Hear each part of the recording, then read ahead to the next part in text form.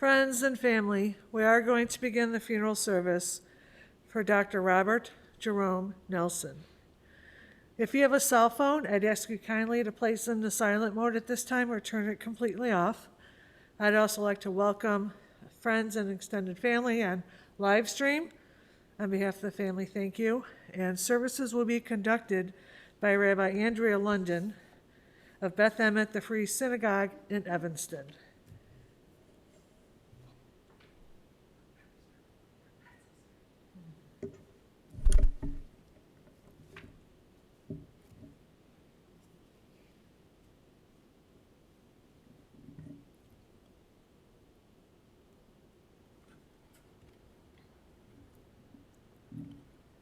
Death has taken our beloved Robert. Our friends grieve in their darkened world. In their silence, there is lamentation. In their tears, there is loneliness. Lost in their sorrow, may they find the presence of loving friends. Hear them, O God, be with them.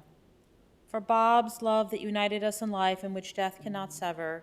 For his companionship that we shared along life's path and which continues through the tenderness of memory. For the gifts of his heart and mind that brought us joy and happiness and is now a precious remembrance. For all these and more we give our thanks to God. This time of grief, we listen to the voice of our scriptures, bringing us the message of God's nearness in times of sadness and mourning, as in times of joy and celebration. Adonai roi lo echsar binotesh yarbitzeni, al meimen choti nahaleni, nafshia shovev yancheni v'magleit tzedek l'ma'an shemo. The Lord is my shepherd, I shall not want. He maketh me to lie down in green pastures. He leadeth me beside the still waters. He restoreth my soul. He guideth me in straight paths for his name's sake. Yea, though I walk through the valley of the shadow of death, I will fear no evil, for thou art with me. Thy rod and thy staff, they comfort me. Thou preparest a table before me in the presence of mine enemies. Thou hast anointed my head with oil, my cup runneth over. Surely goodness and mercy shall follow me all the days of my life, and I shall dwell in the house of the Lord forever. L'kol zman ve'elu chochefetz tachat hashamayim, et laledet ve'et lamut. We learn in the book of Ecclesiastes that there is a season, a time for every experience under heaven, a time to be born and a time to die, a time to plant and a time to uproot what is planted, a time to tear down and a time to build up, a time to weep and a time to laugh, a time to grieve and a time to dance, a time to throw stones and a time to gather stones, a time to embrace and a time to refrain from embracing, a time to seek and a time to lose, a time to keep and a time to discard, a time to tear and a time to sow, a time to keep silence and a time to speak. And now we take these precious moments together to speak about the life of Bob Nelson. 75 years that he lived, kind, gentle, and loving person who cared about other people. He was born and raised here in the Chicago area, in the South Shore neighborhood. And then after he finished medical school, he ended up down in Texas where he lived during his adult life. And so we're going to hear from friends and family that knew him when he was younger, and also those who knew him in his adult life down in Texas. So I'd like to begin first with the person who's known him the longest, his brother, Leonard Nelson.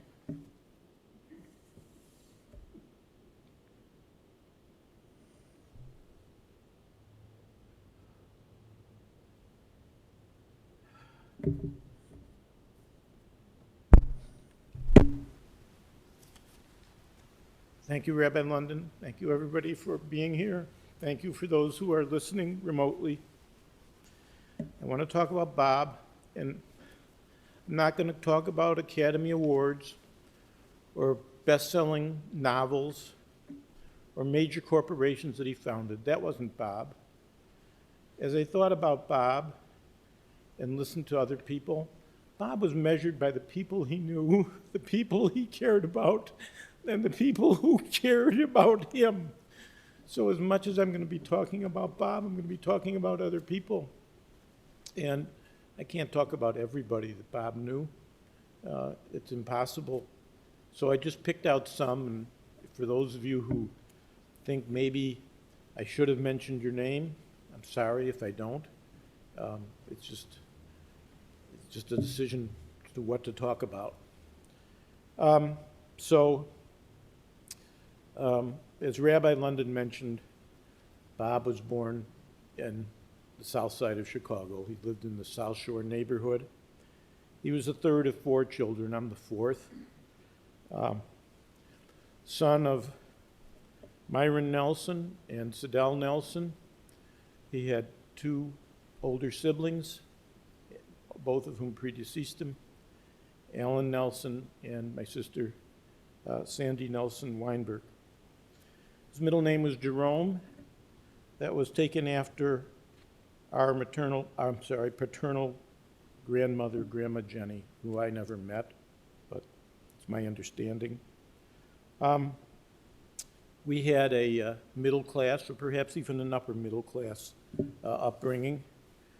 We had, where we lived, there were many children of approximately the ages of Bob and myself. Bob was a little over 2 years older than me. Excuse me.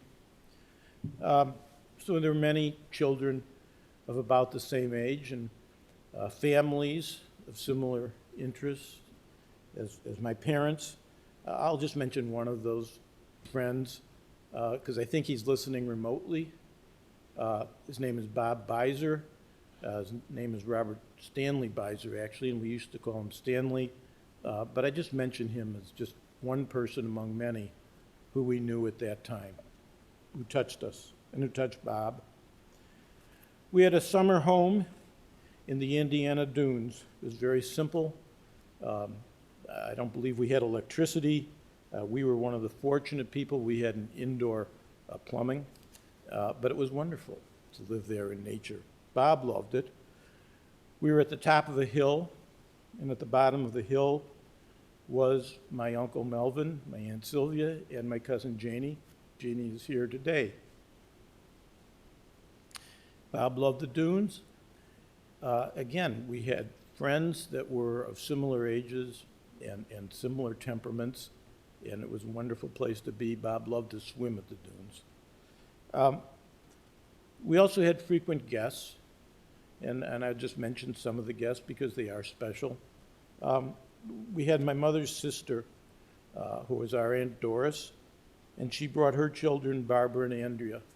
And I believe that Barbara and Andrea are listening in right now, today. Bob attended Horace Mann Elementary School, and he attended South Shore High School, where he excelled. And I'll just mention that his best friend is sitting here today, Jack Berry. Thank you, Jack. These are people that meant so much to Bob, and I hope that Bob meant so much to them. Bob went to college at Grinnell College in Grinnell, Iowa. He lived in Rawson Hall. I wanted to sing the Rawson Hall fight song on the steps of Rawson, but Rabbi London told me that it was a little bit inappropriate. So I'll let it go. And maybe, if for those of you who are interested, maybe at some other occasion I'll sing it. Bob did well in college, too. He majored in biology. He did well enough that he was accepted to medical school. He attended Washington University and St. Louis Medical School. And I don't know whether it was then or whether it was before then, he decided he would become a pediatrician. So he accepted a pediatric residency in San Antonio, in Texas. And he never left Texas as his place of principal living. And that was, I think he moved to Texas, as best I can figure it out, in 1972. So that's 50 years ago. And that's when things start to get a little foggy. Maybe things are already a little bit foggy for me, but Bob had a life in Texas. And though he'd talk about it, I could never appreciate it in the same way that as one who experienced it. So if I make a few mistakes and I leave a few people out and I get some dates wrong and Some details muddied a little bit, please forgive me, but I'm doing the best I can. He started a practice as a pediatrician, solo practice. He always had a solo practice all his career. It's my understanding that he never rejected a patient because the patient's inability to pay for him. He developed close relationships with his patients, and sometimes he would treat not only the patients, but as the patients grew up, he would treat the children of some of his patients. He had an office manager named Bernice, who I believe is listening in right now, and he developed a close friendship with her. I believe, and if Bernice has a chance to speak, she can explain it for herself, but I believe that he knew her while he was a resident or shortly after his residency. And he also had a lifelong friendship with Bernice's daughter, Lisa. And I think that Bernice or Lisa or both of them were Bob's first two employees. And again, apologize, it's a little bit fuzzy for me. But these were people that meant so much to him and still meant so much to him, even today. Most importantly, though, and I don't know the exact date, maybe it was, say, 40 years ago or thereabouts, he met his lifelong partner, Ricardo Gonzalez, and I hope that Ricardo will have an opportunity to speak.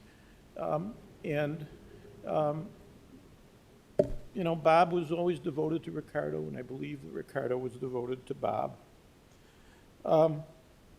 It's about the time he met Ricardo. Again, don't know the exact details. 35, 40 years ago, thereabouts. He moved to Dallas, and he lived there with Ricardo until the end.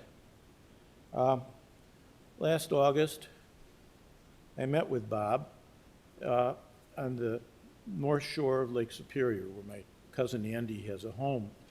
It's a beautiful place. I recommend it for anybody who wants to take a vacation. Bob was in distress. It wasn't that obvious, but he was in distress. And when I saw him, I thought to myself, I wonder if I'll ever see him again. Because he had cancer. He had a colon cancer, and cancer's serious business. But he put on a game face. He went back to Dallas with Ricardo, and he started his cancer treatment. And it seemed to be going very well, surprisingly well. Surprised Bob. And he had radiation therapy, and the reports he got were that it was like right at the top of the list of cancer treatments, working very well. He had chemotherapy, and at least superficially, it didn't seem to bother him that much. Of course, it bothered him. Chemotherapy bothers everybody, but it seemed to be going okay. And I last spoke with Bob about 10 days ago, and he seemed to be doing well. I guess it was 11 days ago. He seemed to be doing well. I was very optimistic and, was on the right track. But then in the last couple of days of his life, he seemed to have taken a turn for the worse, substantially for the worse, being in great pain. And Ricardo had to insist that he go to the hospital. This was on the afternoon of January 11th of this year. He was there, and he was to take some tests, and apparently they couldn't test him because he was in such agony he couldn't lie still for the MRI or whatever was needed. That night I got a call from his doctor, that's the next of kin, to tell me that his heart had stopped beating and it couldn't be revived. And the doctor didn't know exactly what caused it. She thought as best she could guess. It might have been some sort of blood clot which reached his lung or something like that. And when his lung couldn't function, then his heart couldn't function, and then Bob couldn't function. Though I guess that's something we'll never know about in the details. Now, I'm leaving out one class of people, which maybe are the most important of all. And those are Bob's patients. I don't know the names of any of them. But there must have been hundreds, maybe thousands of those patients. I mentioned briefly they would have relations, but I don't know anybody's names. But I, as a pediatrician, I'm sure he affected their health in profound ways, and I'm sure he saved some lives. That's a pretty good legacy, Bob. Now, I'd like to mention a little bit, because this is a Jewish service, I'd like to mention a little bit about the book of Exodus, which is the Torah portion that the Jewish people, at least certainly the people at Beth Emet, are studying and reading from right now. And in the prayer book of Beth Emet, there's a short prayer which I think actually sums up the book of Exodus. And in just a few sentences, I want to read it to you. And here it is. Standing on the parted shores of history, we still believe what we were taught before ever we stood at Sinai, that wherever we are, it is eternally Egypt, that there is a better place, a promised land, that the winding way to that promise passes through the wilderness, that there is no way to get from here to there except by joining hands, marching together. Thank you, Bob, for joining my hand and marching with me. Thank you. Have I London?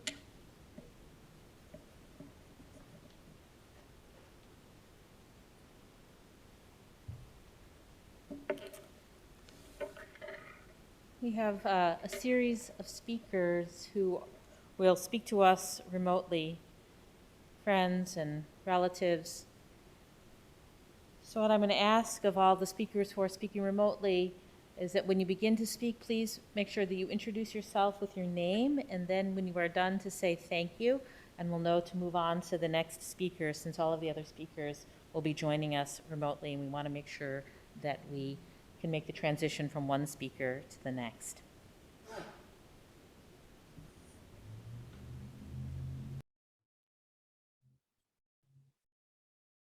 Good morning, everyone. This is Bernice, the close family friend, the closest family that Bob had. Many of you may have heard of my name called or heard of me. I was Bob's first employee in his practice, but meeting Bob on the tennis court eating grapes, he was in residency, and I was in nursing school, and I was introduced through my mother, who was a nurse at the hospital where his residency was held. And both of us was going to finish school in 75 and start the practice. And we did do that with a telephone book and a telephone, no chairs, no desks. This has been a journey. Along that journey, we picked up another co-worker, which is not able to attend today, and her name is Lisa. She's not my daughter. She was a part-time student starting out as an RN nurse, and we adapted her as a part of the family. Lisa sends her regards this morning due to the fact that she is doctor at this time. And through Bob, we have become very well educated because he's stressed. Education, I am a professor dean as well with multiple degrees. So is Miss Lisa. I worked for Bob for over 20 years, but still keeping that close net with Bob. I called him my big brother. He was the best man at my wedding. He is my son's godfather. He is just family and will always be family. I not just only represent my family, but all of the babies, all of the babies' parents, those babies' children, which we got to see born because there's a long trail of happiness. On Friday, Bob and I rejoiced. We cried together. And he said, I just want to be in a better place. So he is in a better place. Bob was a very kind and unusual person. I can't describe, but he and I had many a chats over the phone and in person and discussed many things that were on our hearts and trying to resolve. Bob loved my cooking. He loved to eat. He was one that would eat and would not deny. Always with an open heart. Always. I was his protector here. I was the mama next to the side of his mama. I've met just about all of his family in person or heard about his family. There are many things that I want to thank Bob for. We got to travel the world. He, Lisa, I, Ricardo, and others. We got to learn how to be heart-filled, caring, loving, and passionate. We learned how to be with togetherness and not alone. When he called, we dropped whatever we were doing. I remember one night up in Dallas, I was frying chicken. And he called me, he said, Bernice, you have to come. I said, I'm frying chicken right now. I'm not going anywhere with you. He said, oh, yes, you are. You're going to turn that skillet off. And you're going to come to my house because we've got to go to the office and see patients. Patients were always first. Always first. This is a struggling time, but I know he is at peace. We're going to continue to walk together. There is a passage that I would love to read to you from King James Version, and it comes from John 14th chapter, 2nd and 3rd verse. In my Father's house are many mansions. If it were not so, I would have told you. I go to prepare a place for you. And if I go and prepare a place for you, I will come again and receive you unto myself, that where I am, that ye may be also. So we know where Bob is. He is rejoicing. He is having a good time. He is not in pain. He is not suffering. Leonard, thank you again for allowing me to be a part of this special celebration. I am so sorry through transportation that I could not get there because, otherwise I'd be there. God be with us all. Keep us strong. Please stay in touch. Thank you, Leonard.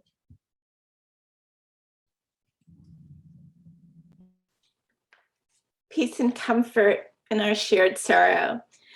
For though Ricardo was y'all's first, he became a cherished member of our family too.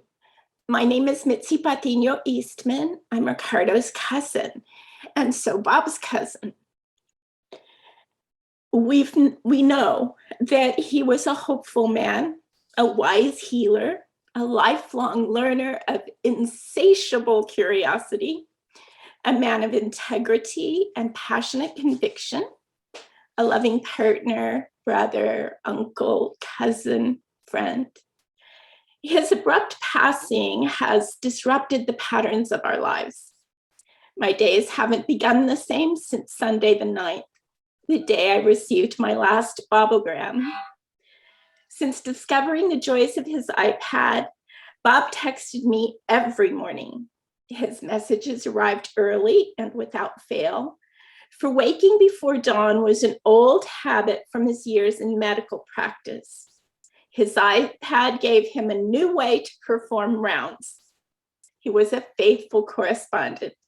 He loved that texting and email allowed him to rekindle relationships with distant family and old friends. Every morning he'd share a text from Ricardo, but inevitably there was an exchange between the two of us. The topics were wide-ranging: travel, music, politics, cooking, books. We shared recipes. We both loved Anthony Doerr's All the Light We Cannot See. Recently, I sent him a copy of the family holiday playlist in Spotify. Something new for Bob. He downloaded the app, listened to the music, excitedly shared his feedback, and then so many questions. He was eager to explore more music on the platform. He loved music and musicals, didn't he? He'd get excited when The Sound of Music was scheduled to air, and then there was his beloved West Side Story. He told me that as a boy, he'd play the record over and over from the minute he got home from school every day. He couldn't wait to see the new West Side Story, though he had some trepidation about it for fear they might ruin it. He was looking forward to so many things: a trip to Hawaii, cooking in the newly renovated kitchen. He was very proud of Ricardo's coordination with the craftsmen and of his tasteful selection of colors, materials, textures. He shared that Ricardo's creativity was one of the many things he loved about my cousin. That he looked like George Chakiris probably didn't hurt either. He was excited for the end of his treatments in February and already planning the big spinning hugs he'd give to his doctors and nurses when they pronounced him cancer-free. It's hard to believe that his texts won't arrive again. It's hard to believe that he's not just traveling up in the boundary waters of Minnesota, exploring the Pacific Northwest, or on an adventure in North Carolina. Bob was a man of hope who took joy in beauty. The mountains of Bavaria, or the color of the waters off Corfu, the Amalfi Coast, or a picnic table watching the sun glisten on the waters of White Rock Lake near his home. Now he's journeyed far from us.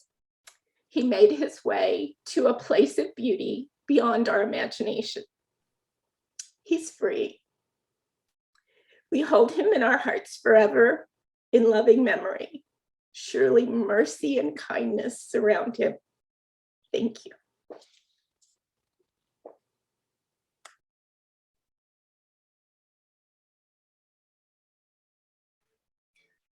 Hi, this is Mike. Mitzi, I'm so glad you mentioned those texts that he sent you, because periodically I would be the recipient of one of the texts that was intended for you. I would get a great laugh out of it, and Uncle Bob was always so mortified that he had done that, because I was sort of stepping into the middle of a conversation without any context. It was really, really pretty funny. When Uncle Len asked me if I wanted a chance to speak today, I jumped at it. And I didn't know what I was going to say when I said yes, but I sat down to think about it, and I was thinking that, you know, with my other uncles, I have this sort of one common theme that I can point to that was a point of connection. So with Uncle Len, you know, we both loved the law. We both made our careers in the law, and I loved talking with him about the cases he's working on and what's going on at the Supreme Court. And with my Uncle Al, we were, I think, just genetically collectors. We just had this passion for collecting that most people can't understand. And we also shared a hatred of having nuts in our food, which I think has to in some ways have been genetic. And with Uncle Bob, there's not this sort of single cornerstone of the relationship. I guess if I had to point to something, it's something external, which is Texas. I moved to Texas before 5th grade in 1972, which is right around the time that Uncle Bob moved to Texas as well.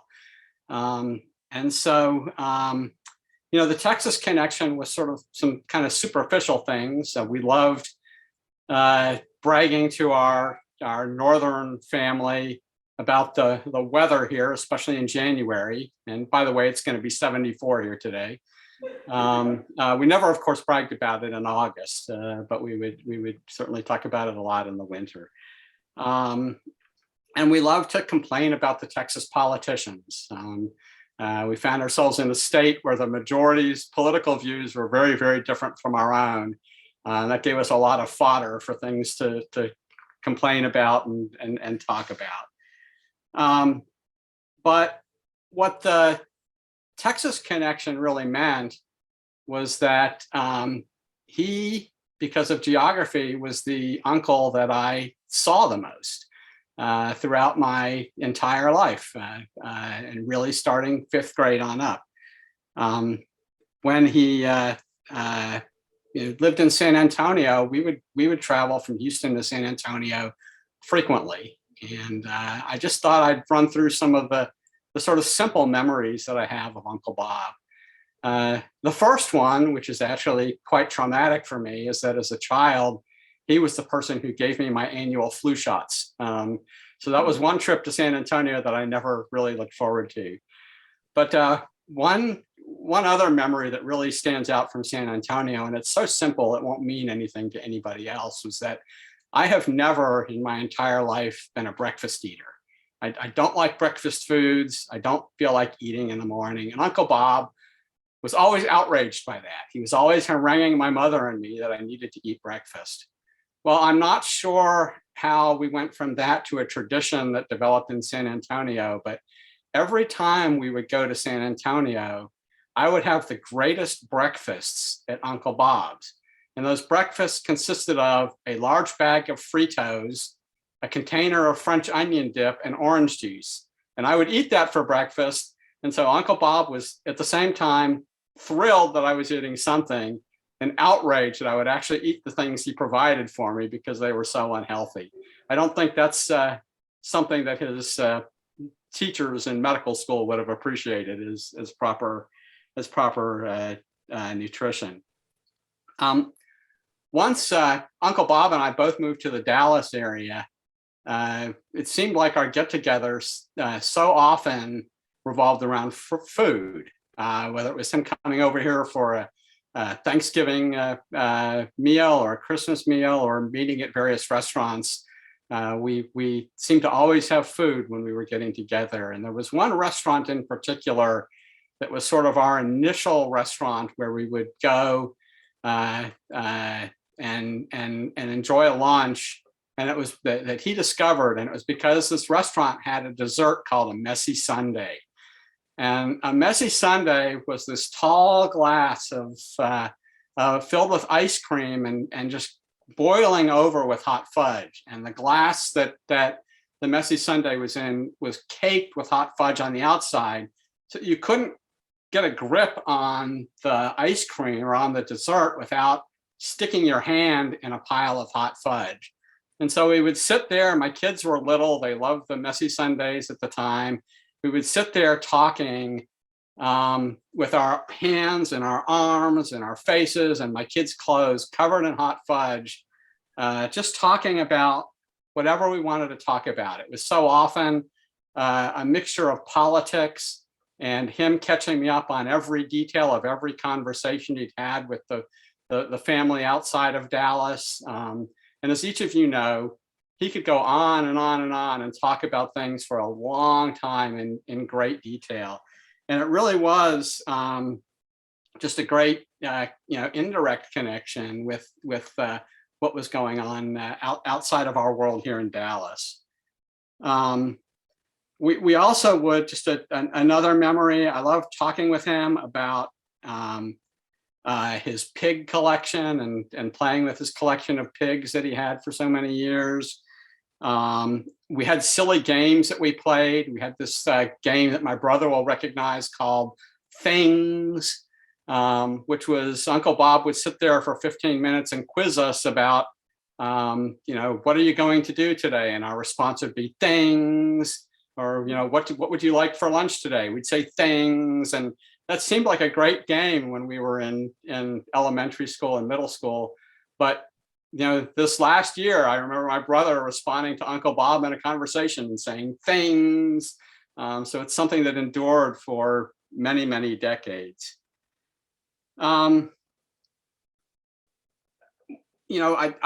loved Uncle Bob's world travel. That seemed so exotic to me, and hearing about the friends that he had in other countries. Partly as a result of that and his connections with Germany, I took German when I was in high school, and I joined a German choir, and we traveled around the state of Texas singing German beer drinking songs.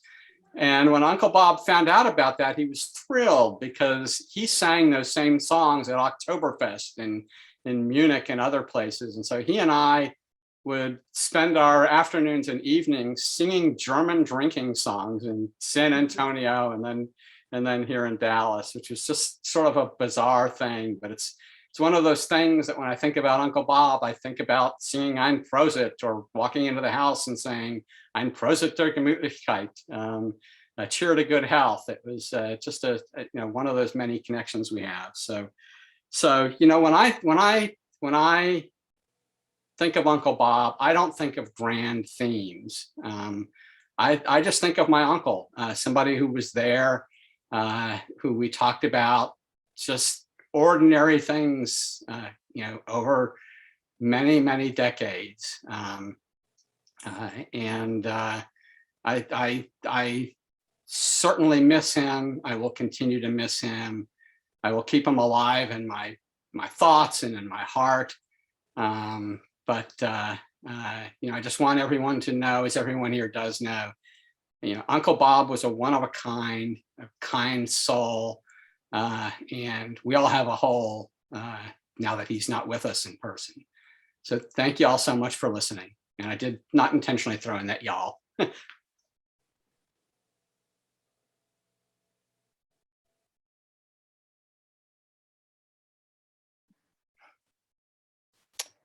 Hello. I'm Andrea Moody. I'm Bob's cousin from Minneapolis. And I'd like to share with you some of the memories that I have of growing up with my cousin Bob. Bob was a kind and very devoted cousin. He would always call me on my birthday, and I would call him on his. Our birthdays were only 2.5 weeks apart. He would also call me on New Year's Day every year. I will dearly miss those calls. He would call me periodically throughout the year as well, so we kept in touch quite a bit. He came to visit Craig, my husband Craig, and I for several years in a row when he attended a medical conference in Minneapolis. He would enjoy going out on our boat on Lake Minnetonka. This past August, as Leonard has already mentioned, we had a mini family reunion up in Two Harbors, where we have a vacation home. Bob was determined to come, even though we knew he wasn't feeling well. We were also glad that he did come and that we had that reunion. That was the last time many of us saw him before he passed away. I have many fond memories of growing up with my cousin Bob and Len and their older brother Allan and sister Sandy. Leonard already mentioned the times at the Indiana Dunes. We spent many fun days during the summer at my cousin's cabin at the Indiana Dunes. We would slide down the sand dunes on those metal saucer discs, disc sleds that I don't think they even make anymore, but we had great fun doing that. We would go to the grocery store in a small outboard motorboat that was maybe a 10 or 15 minute boat ride away. And we would eat disgusting tongue that my Aunt Sydelle fixed for dinner one time. For some reason, I'll never forget that. When Bob and I were young children, we would play waffle iron. I think Bob made this game up where I would sit on Bob's lap and he will fold over me like a waffle iron and say, "Mr. Bear, squash you all flat." As we were reminiscing about this, probably within the last year, I didn't know where the Mr. Bear Squash You All Flat came from, and Bob said that it was from a children's book. So this morning I looked it up on the internet to see if that was true, and it was. It's about a bear that would go into the woods and squash the hounds of animals. There's a lot more to the story than that, but that book now sells for, it was a book from 1950, and that book now sells for over $600 on Amazon. So it must have been quite a classic. And Bob had probably read it many times. There was also the time when we went downhill skiing at Wilmont in southern Wisconsin. Bob and I were riding up to the top of the hill on the T-bar lift. I don't know how many of you remember T-bar lifts, but that was a way to get from the bottom of the hill to the top. While we were riding up on the lift, we got off balance. Both of us fell off the T-bar, but we kept holding on to it for our dear life and were dragged up the hill, one on top of the other, until we got to the top. That was one of my fondest memories of downhill skiing. Bob and I were both big fans of the movies West Side Story and The Sound of Music, and we went to see them together many years ago. Both of us saw those two movies numerous times. I know I saw them like 7 or 8 times, and I know Bob saw them more times than I did. And he could remember the words to most of the songs in those movies. Bob was excited about seeing the remake of West Side Story that was recently released, but I don't know if he was able to get there to see it, and maybe Ricardo can fill us in on that.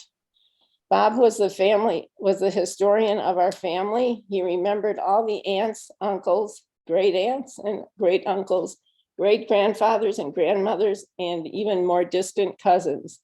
And he knew who was related to who. I had mentioned to Bob, I think within the last year, that he should write down all of the family history he could remember, because none of us could remember it nearly as well as Bob could.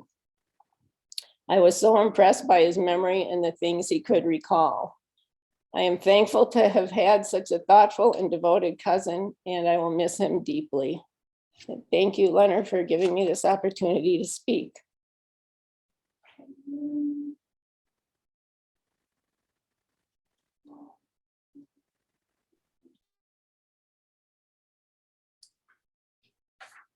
Hi, everyone. I'm Barbara Joyner from North Carolina, Bob's cousin and Andrea's sister and Leonard's cousin. There's so many things I could have written about Bob. I didn't know where to begin. I wrote something down and I'm going to just read it to you. What do you say about someone you have known all your life? Someone who has always been there for you. Someone who was compassionate, understanding, caring, kind, and always positive in spite of adversity. My cousin Bob was all these things and more. There are storytellers and historians in some family, and Bob was ours. We talked often, to be exact, at 6:40 a.m. Central Standard Time. Why Bob picked that time, I do not know, but punctually at 6:40 on the dot, the designated call would come through, and it would be Bob's cheery voice. Guess who? How are you? We'd chat a bit, and somewhere along in the conversation, he would say, remember when you were 4 and I was 5 and Len was 3 and you lived on Yates Avenue in Chicago, and we lived a few blocks away on Oglesby, and my mom wasn't home, no surprise there. And I took Leonard and we walked over to your place and had to cross a really busy street to get there. Brother, did everyone get mad at me for taking that risk? But Bob and I would laugh and laugh just thinking about it. When I was 16 and got my driver's license, we lived in Wilmette, and Bob still lived on Oglesby on the south side. It was not quite an hour's drive from my house to his, but I would sometimes drive over and we would read Mad magazines together and laugh at such silly things as, hooray, hooray for the 12th of May, chicken fat canning begins today. I wonder if it really does, but anyway, I still remember it and repeat the phrase to myself each May 12th and think of Bob. Growing up, we would spend many a New Year's Eve together and listen to the radio. There was a radio program on at midnight in Chicago called the Midnight Special, and we would listen to it as the new year rolled in. One year, the DJ played Buffy St. Marie's rendition of Little Wheel Spin and Spin, and the DJ must have walked out of the studio because the needle on the record player got stuck and kept playing over and over again the phrase, little wheel, spin and spin, big wheel goes around and around.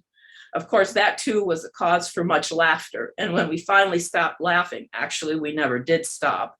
Bob and I finally looked up the radio station phone number to tell them that the needle was stuck and that they should do something about it. I don't remember if it ever got unstuck, but Bob certainly would have remembered.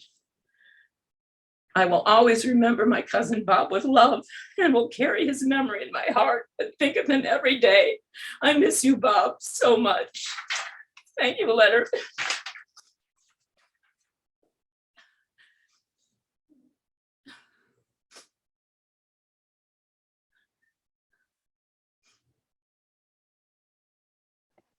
Okay.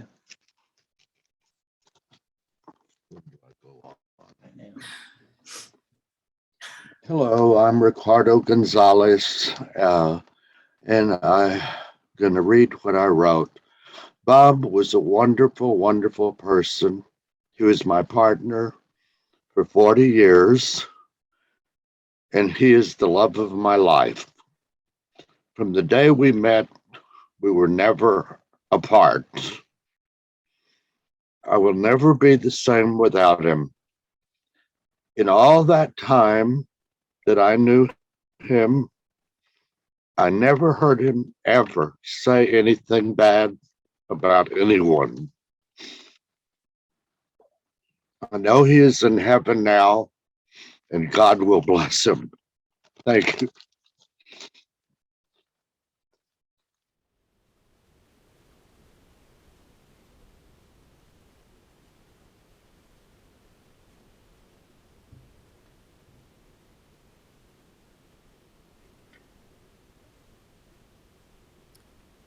We've heard so many beautiful stories and reminiscences about Bob Nelson. Leonard, when you read that passage from our prayer book about that we're always in the wilderness and the only thing we can do is to join hands and march together, it really did sum up Bob's life, that he was a person who touched people's lives and really held people's hands and hearts and marched with them. All the beautiful stories about eating Sundays together and listening to the radio together and the travels that he went on. So many of those little moments are what made up his life. And the story that you told the other day about the patient that came in and left without paying and then came back the next year. And instead of turning that patient away, Bob asked them to pay ahead of time. They paid ahead of time for that appointment. And then at the end of the appointment, Bob refunded a part of the money and kept them on, and they were loyal patients forever. Really speaks to his character that we've heard so beautifully expressed today. A person who was kind and gentle and loving and caring and fun. This is the mark of a life well lived. And so as we say goodbye to him, we think about all the memories we have in our hearts, the times that people shared with him, and we take this moment to think about them and to express our appreciation. As we say goodbye to him, his many loving nieces and nephews, some of whom are here, and we've heard from Michael on the screen, to Leonard, his brother, the last of the siblings. I know, Leonard, how hard and difficult this is. Been so much loss in your family that was so loving and so tight-knit. And to Ricardo, especially we think about you, as you spoke about that Bob was a love of your life, that for 40 years you were inseparable, traveling together, building a life together, that he was your soulmate. We express to you our condolences at this time. In the Jewish tradition, we say that someone who has lived a good life, that their memory is a blessing, zichrono livracha, and we know that Bob's memory really does bless each and every one of us who knew him. May we continue to share the stories of his life, to laugh at the funny things, to be appreciative of how he was the family historian and knew so many different things about the past to continue that line that Bob has started. Oh God, Bob Nelson's life was really a blessing. He touched so many hands and so many hearts, and we are so thankful that we could join his hand and march with him. As we now take a moment to offer in our own hearts a prayer for Bob and a prayer for his family.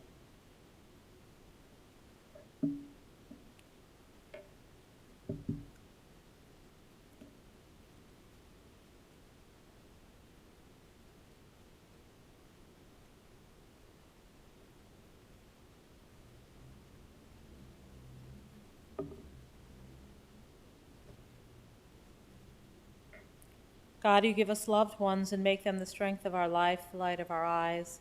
They depart and leave us bereft on a lonely way, but you are the living fountain from which our healing flows. To the stricken look for comfort and the sorrow-laden for consolation. O God, we see life as through windows that open on eternity. We see that love endures and the soul endures as you, O God, endure forever. We see that the years are more than grass that withers, more than flowers that fade.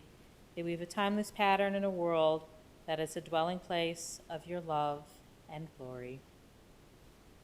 Invite you now to rise as we continue with El Malei Rachamim, the memorial prayer. El Malei Rachamim shovchen b'amromim hamsei menavcha nechonatach ad kanfei Shechina. Im kedoshim etorim kazarakim masirim et nishmat Reuven ben Myron v'Sydelle shalach le'olamo. Bal harachamim yasirehu beseter kenafav le'olamim. Bitzror bitzor ha'chaim et nishmato. Adonai hu nachalato. V'yanuach b'shalom al mishkavo v'nomar amen. Compassionate God, eternal Spirit of the universe, grant perfect rest in your sheltering presence to Dr. Robert Jerome Nelson, son of Myron and Sydelle, who has entered eternity. O God of mercy, let him find refuge in your eternal presence, and let his soul be bound up in the bond of everlasting life. God is his inheritance. May he rest in peace. And let us say, Amen. Please be seated for a moment.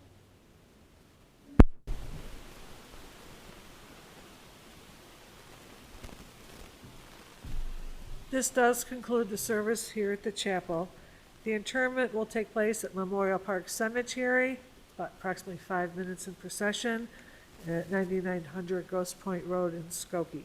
The procession will be forming in our parking lot. If you're going, please keep in mind a few safety features while in the procession. Keep your bright headlights on at all times. Put your emergency blinkers on. Attach the orange funeral sticker to the passenger portion of your front windshield. And we'll also attach a flag to the roof of your car. And please stay as close as safety permits to the car in front of you.